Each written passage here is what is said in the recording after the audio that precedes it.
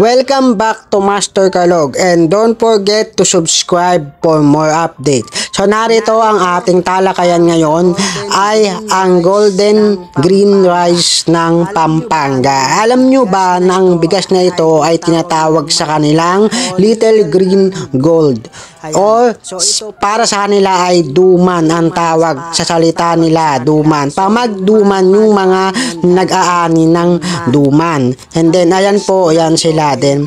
Nadurog po nila yan sa asong, yung ginagamit nilang pukpukan asong po. So yung bigas na yan, malagkit, duman po yan. So meron sila doon taniman ng palay. Dito, yan, tinatawag na lakatan, maluto. Ayan, tinatawag nila. Ayan po ay sa Santa Rita, Pampanga.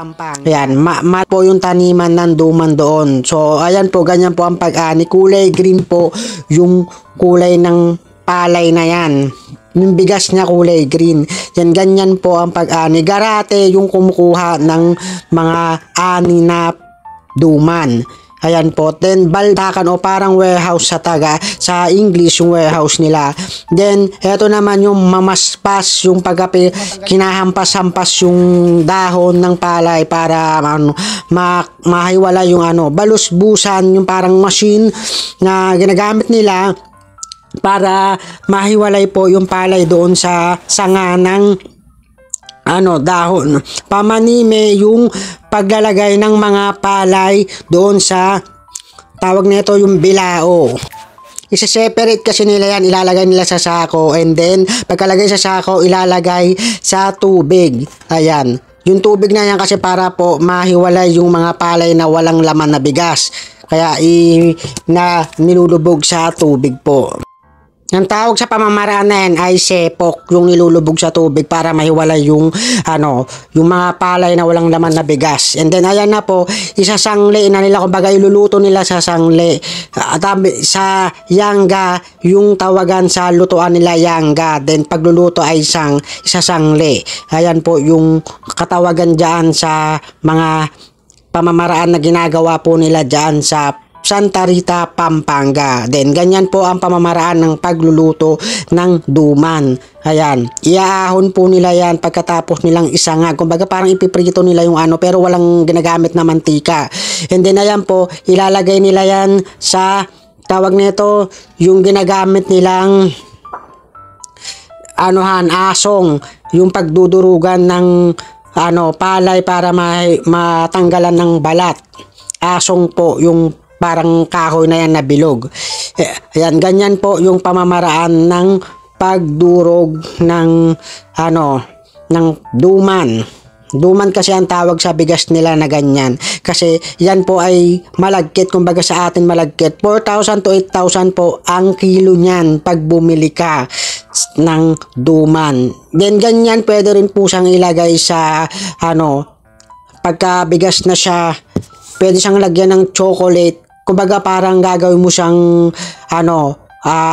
cracker oats yun. Parang ganun yung ginagawa nila. Then ginagawa din nilang suman yan. Yung duman na tinatawag sa kanila. So malawak po yung taniman nila niyan. And then mabenta din po sa kanila. Every November, December lang sila nagbebenta niyan. Kalame duman, ayan yung tawag sa suman nila. Yung suman na kanin, kumbaga sa atin, meron tayong suman na kanin, sa kanila kalame duman ang tawag. Kasi po kulay green yung kulay nung bigas niya. Yan, ganyan. Then lalagyan siya ng gata at saka yung ebap and then mantikilya. So, ganyan po yung kalalabasan. Yan, nagkakahalaga po yan ng 3,500 kada bilao. Yung kalame duman. Napakamahal po pero masarap yan pagka natikman nyo. Nakatikim na rin po ako ng ganyan. Masarap po yan. Sa Pampanga lang po yan nabibili. Depende kung meron pong nabibili sa ibang lugar na merong nagmamayari na taga Pampanga. Then eto, ayan, ganyan yung kalalabasan niya. Green siya. Pagka sinaing mo na sa kulay green siya.